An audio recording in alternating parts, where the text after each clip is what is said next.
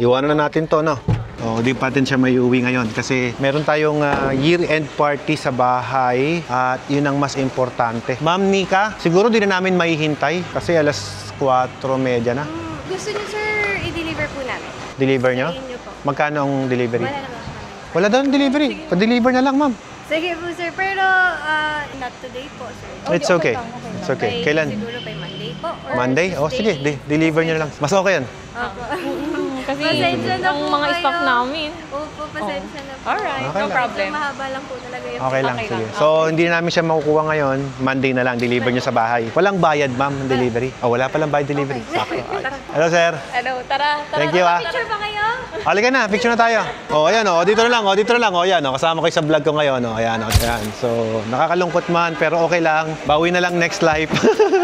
Hindi natin siya mayuwi kasi importante kasi yung mga tao namin sa bahay na naghihintay.